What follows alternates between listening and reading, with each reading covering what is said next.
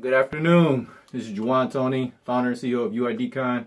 I have the pleasure of being here with, I would say, a friend of mine from a distant past. We're trying to reconnect here a little bit, but I thought it would be awesome to have Timashion, Visionaire Jones. I don't know if I should have said the whole thing, that's me, and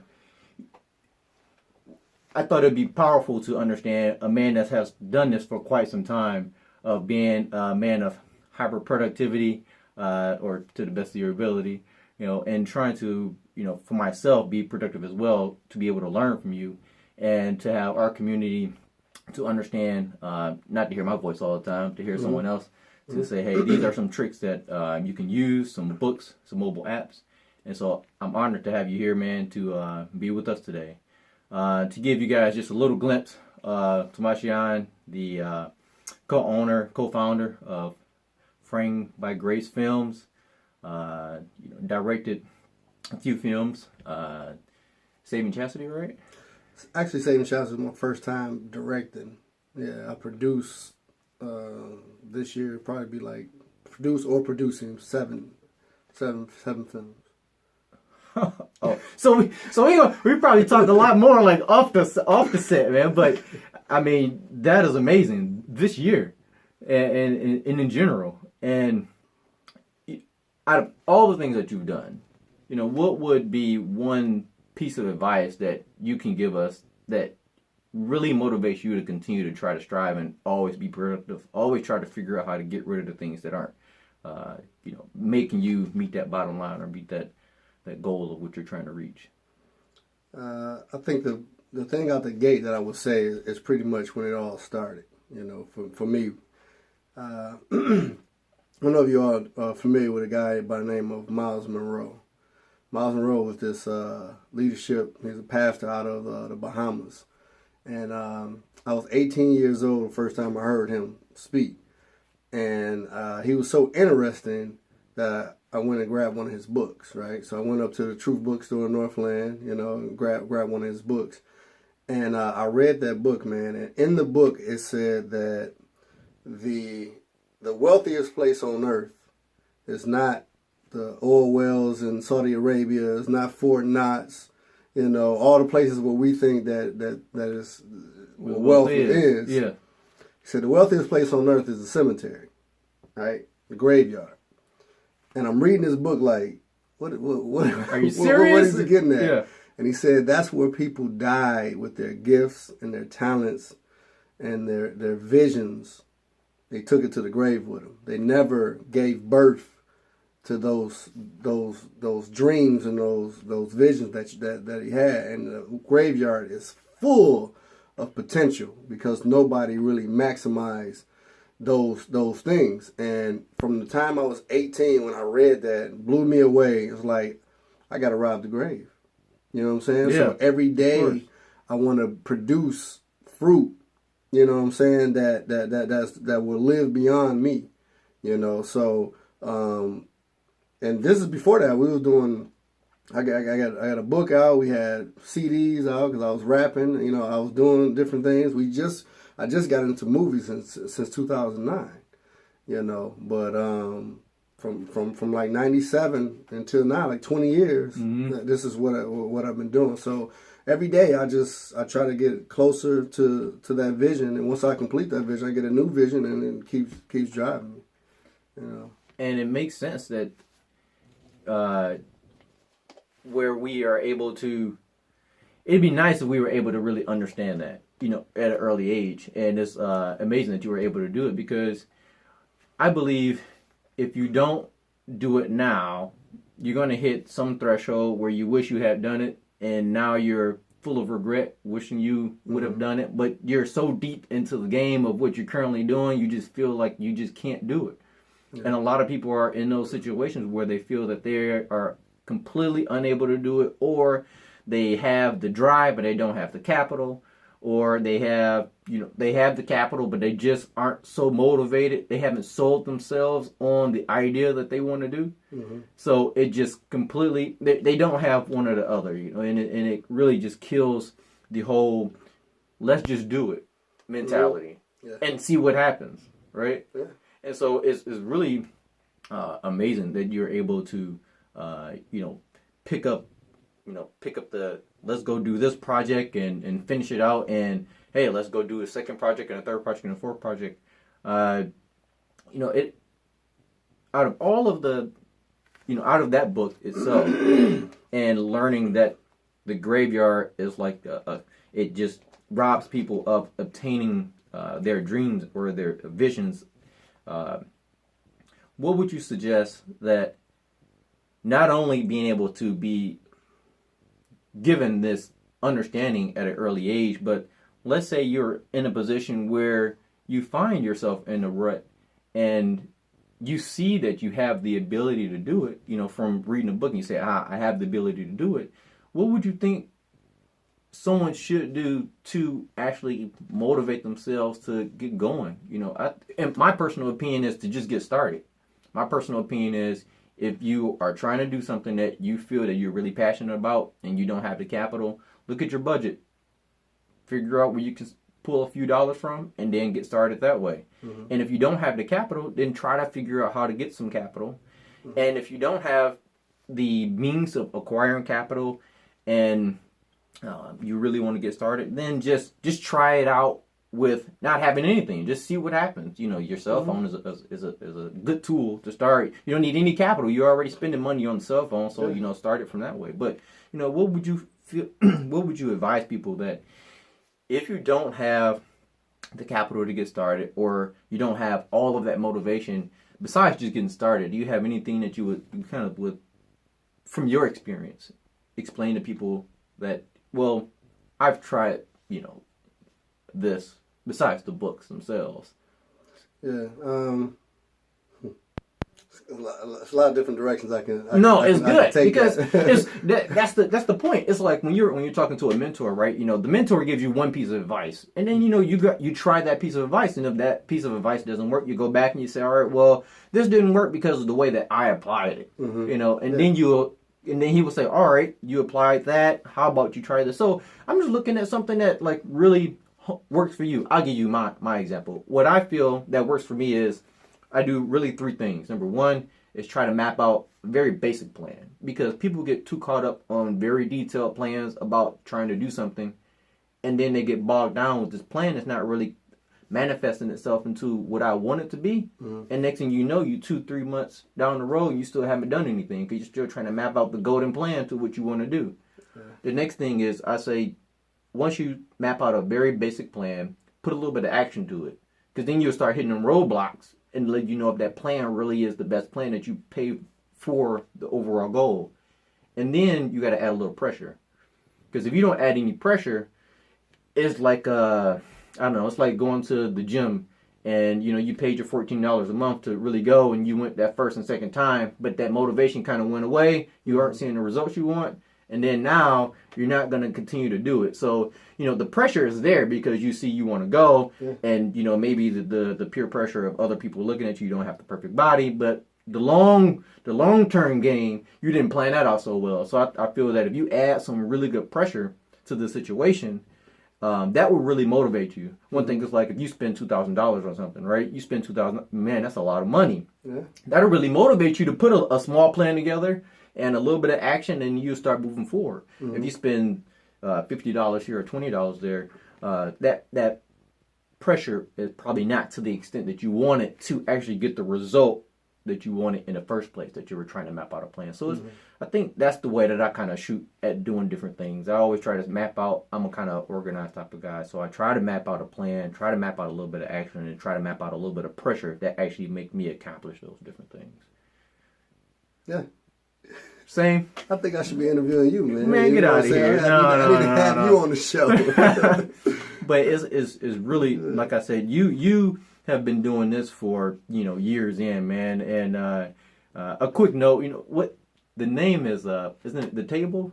Yeah. The Table? Yeah, we I think the first time we met, I believe it was at the table. I believe the first time it was me, you, DeWine, but a couple guys. I don't know. I thought it was at the Hope. But, then eventually the table. To the table. Yeah, okay. Yeah.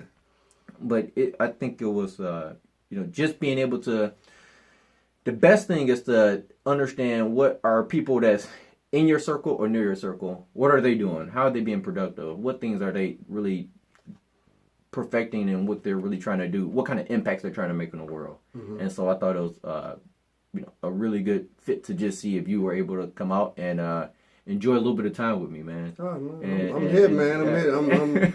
I'm ready to spill my guts, man. Whatever you need, I'm here. You're doing it, man, and I appreciate it. Make myself available whenever possible.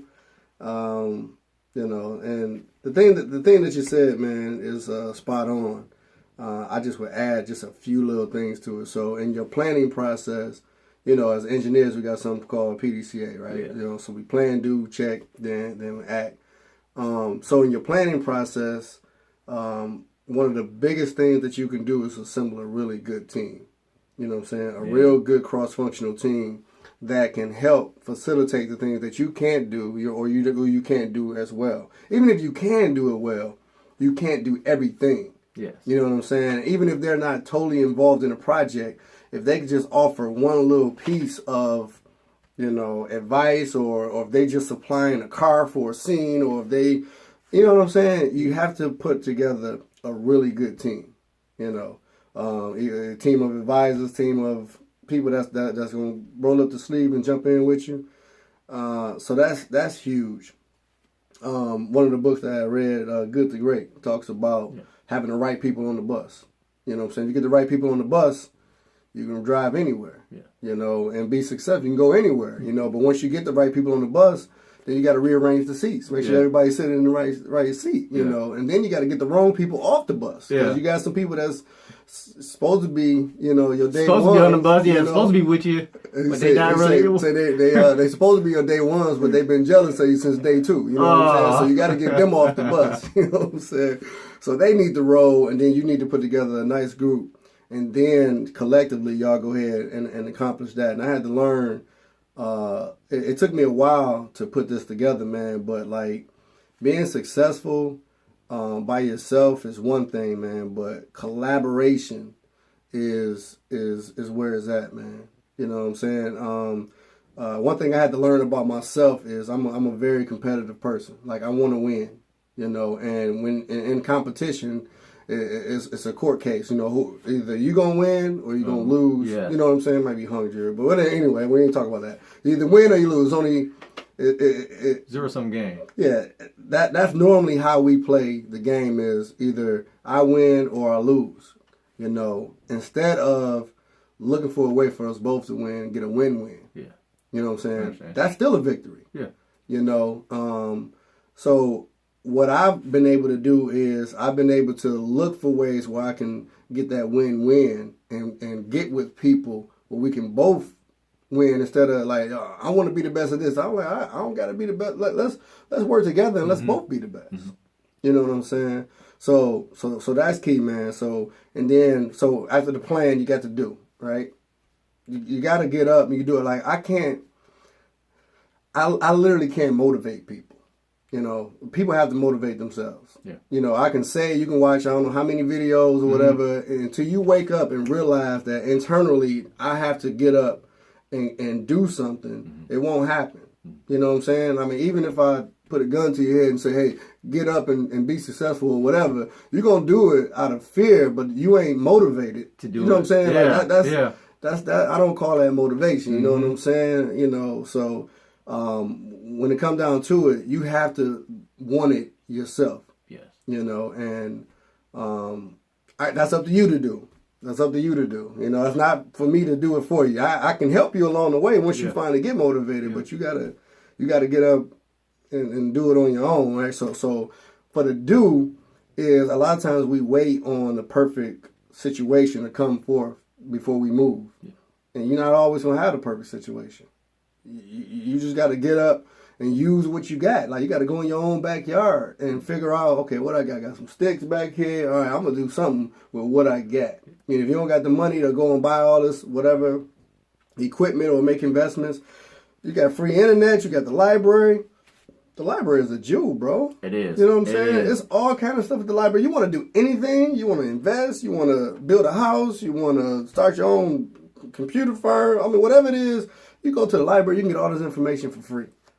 And, you know what I'm saying? And it's so.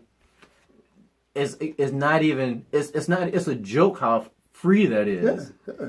Because you have all the resources at your hand that you can take advantage of that cost you, pennies on a dollar for what, even if it was the library card cost you, it probably cost you $5, let's say, that initial fee. And after that, you got unlimited resources to the library, and you can literally learn just about, like you said, you can learn anything, not just about anything. You can learn anything. Yeah. And that makes it makes so much sense. That helps you do. Yeah. Is you get to research. Not only that, you got YouTube, you can subscribe to whatever online. I mean, like iTunes University. You familiar with that? No. iTunes University offers online classes that you can hear the whole semester of any subject that you want for free. They trying to sell iPods, right? Yeah. So they got a deal with universities that you can go to Harvard or whatever and click on whatever subject you want to hear. Yeah. And you can hear the entire class, the semester. And we're not talking about just the class, the semester. And the only thing is you won't leave with a degree, but you can leave with that knowledge that you was in the class. Yeah. You know what I'm saying? I listen to all kind of classes for free. Yeah. You know what I'm saying? Yeah. So if you want to just do education on your own, I mean, the library offers audio books. You can listen to it on your way to work. You can, so you have to educate yourself before you go ahead and do. A lot of times, I mean, I'm saying use what you got, but gain insight on what it is you want to do before you go out and do it, right? Yeah, so that's the key, and it's no excuse for you not getting that information because this is the information age. Yeah, you know what I'm saying? And we have the most illiterate people around now during the information age. You know what I'm saying? It's right here. It's available. I want to fix my garage. I go on YouTube and put in my stuff, and next thing you know, somebody doing the same thing that I'm trying to do. Okay, well, bam, I got it. You know, so that helps you out with the doing. Like when we made our first movie, A Lot of Hurts, in 2011, I'd never been on a film set. The first film set that I was on was a film that I made. Wow. So you like learning on the spot. To an extent, right? I'm learning how to make movies for the first time, right? Yes. But I got a manufacturing engineering degree, went to Focus Hope. Yeah. I learned how to make movies before I even got to the film set. Yeah. I learned how to make movies when I was working at American Axle, and I had 800 axles I had to make that off the line that took 27 seconds to come off the line, and they selling them things for $1,000 a pop, right? So I'm responsible for $800,000 worth of product to come off of this assembly line with 51 people that's running this line, right? Yeah. So it's a process. It has to go through the welder, it has to get assembled here, it has to get all kind of gears and stuff put in it, then it has to go here, and it has to get finally inspected, and then it has to go on this little rack to get shipped out, right? So I got 51 people putting all this stuff together, and every 27 seconds, $1,000 need to come off of this line, right? So I don't have time to run into problems. I need to look at problems before they occur and make sure I put them to bed before they become problems. You see what I'm saying? I do. So I'm responsible for doing that on the main assembly line. I'm looking at rotors. Okay, well it takes, I got 60 rotors and I'm using 30 of them. You know what I'm saying? Every whatever time my mind is going, but you know what I'm saying? I do. Right? So I know I got 15 minutes worth of rotors. I need to get rotors there before 15 minutes happen. Of course. Right? So I got 4 or 5 minutes. I'm trying to make sure I get rotors over there before that become an issue and shut me down. Right? So with all that being said, I get on the film set. This is no different than the main assembly line. Yeah. Right? I got actors doing their thing. I got people over here that's doing their job, and it's a process. So if you understand that there's a process to making movies. It's a process to making wine. It's a process to making glass. It's a process to putting this show together, right? Yeah. If you understand the process, you can just use those same principles Because I got to make sure the batteries don't go out. I got to make sure we got enough cars to hold all the memory or the footage. Are we dumping everything we're supposed to dump? Do the wardrobe person know what they're supposed to be wearing? You know what I'm saying? You know, we're filming this scene today. We're going to come back and film the same scene in the same area later on, but I got to make sure they got on the same outfit. Yeah. You know what I'm saying? He can't walk in the room with glasses, then walk out the room without glasses. Yeah. Because I'm filming it on 3 different days. No, we need to take pictures and we need to make sure we do our checks and say, all right, well, you good. You know what I'm saying? Yeah. And we got scrap, right? Of course. We filmed about 4 or 5 hours of a lady that had the wrong shirt on. Because we didn't check. We didn't do what we were supposed to do. I took the blame on that, right? We filmed about 4 hours, and we had to scrap all of it. We couldn't use none of the footage, right? Yeah. Because we didn't pay attention to the details. We had to add another day to the film shoot. We shot that thing in almost 30 days. It took us 30 days to make our first movie. You know? But it was a process, but I was learning at the same time, but I understood processes. Yeah. So when they say, "Hey, we need this," I made it happen. You need a car for this? Oh, I got relationships. I can call somebody with a car. I got this. We on the rooftop, shooting, and they're doing all the technical stuff, and I'm just looking over their shoulder like, "All right, do y'all got what y'all need?" I felt like a supervisor. You know what I'm saying? I'm like, y'all just, and that's what I was. I was a producer. I produced the movie.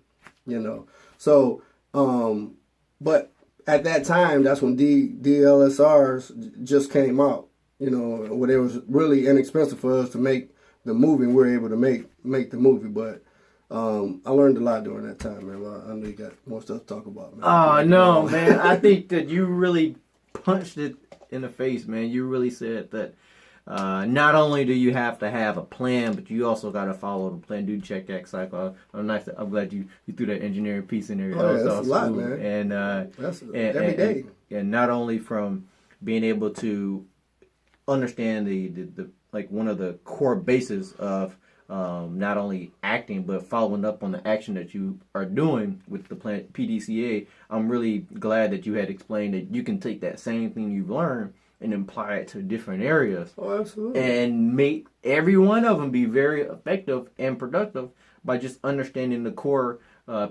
process of how a plan, do, check, act actually works, man. If you understand process, you got inputs, you got outputs, you got change, value added change within that process, and you got what you expect it to be at the end, you can be successful at just about anything, bro. You know what I'm saying? Your marriage is a process. Yeah. You know what I'm saying? You got inputs. Yeah. You put the wrong input, brother, you're going to get the wrong output. Yeah. You know what I'm saying? Yeah, of course. So you got inputs, you got a series of inputs you got to do in order to get the desired result that you're looking for.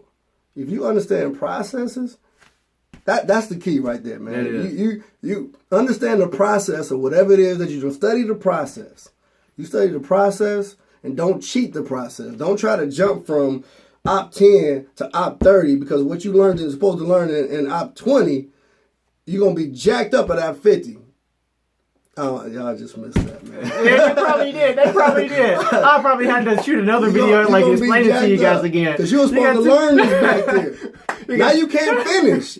You got to go back for rework. You skipped it. You know what I'm saying? Yeah. You can't skip it. You can't skip that grind and that time that you're supposed to spend in Op 20. Like, you can't just jump over that, man. So every movie became easier. You know what I'm saying? So when I did the next movie, it was easier. Yeah. You know, like the last movie we just did, Saving Chastity, we shot that film. It was a short film, about 45 minutes.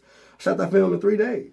3 days. Shot that movie in 3 days. Man, went from a 30-day movie, a film. Well, it was a full-length film, but it was more involved. But it was a short film, and we didn't have the budget that we had for A Little Hurts. But I learned how to make movies from going to A Little Hurts, and I was able to do that. Now, typically, you're supposed to shoot about, the rule of thumb is like 10 pages a day. Okay. We shot 17 pages a day because my goal was to be efficient and say, all right, let's have it all set up. Yeah. Kind of like a quick changeover. You know what I'm saying? Yeah. So I want to have it all set up before everybody get there. And as soon as we get there, we have a plan and say, man, we're going to change over. We're going to shoot this. We're going to shoot that. And then, all right, we're going to the next location. How are we wrapping everything up, And you need people, and you need people to come around you and help you do that. But We literally shot 17 pages a day, man. Like 3 days to shoot that movie, and nobody could ever tell by watching the movie. It took us 3 days to make it, But that shows you how powerful you guys were in putting it all together. And it was a lot of pre-planning, a lot of pre-production. You know what I'm saying? Are you familiar with the 4 Hour House? No, I'm not. No. All right. So how much time we got left? I don't know you got run out of time. But listen, how long does it take to make a house? Well, you just said a 4-hour house. Well, I'm just saying. I said 4 hours. How long you think it make? How long does it normally take to make a house? Yeah, I think at least maybe like, I don't know, maybe something like this, maybe 9 months, 10 months. Something like that, right? Yeah. So the fastest house that's been built and people still living there is been made in 4 hours. 4 hours, they laid everything. I'm talking about concrete. I'm talking about laying the foundation, building the house, throwing a roof on there. 4 hours. With the amount of people and coordination, they got it done in 4 hours. So if they can build a house in 4 hours, I can make a movie in 3 days. You can make a movie in 3 days if you want. You talking about a house in 4 hours? Yeah, I know. That's what I'm mind blown about a house in 4 hours. It takes pre-production. Yeah, they prefab. It takes pre-production. It takes that. Look it up, man. They got it. Everybody wasn't that safe on that video. I mean, they was on buckets. I mean, they was moving, man. You know what I'm saying? They laid down. I even think they laid grass out and stuff, man. Like 4 hours, it was. Yeah. It was a done house, man. Man, that's amazing. Yeah, and I got to look that up. I got to look up I got to get the book that you had mentioned. I got to look up the video. I got tons of books, man. I know, but I subscribe to. I get different audio books like every month. I get about 2 a month. Here, you know what I'm saying? I got to keep it moving. Audio books are very powerful, man, because a man like myself commutes 45 minutes, not 45, hour and 10, back and forth to some place that I work. Mm-hmm. You got to be able to keep your mind in tune. Add value, man. Yeah, at all times. Tony University. I'm glad you brought that up. That's what it That's is, nice, man. And I may get to there soon. If I keep putting a lot of capital in, I can make that happen. But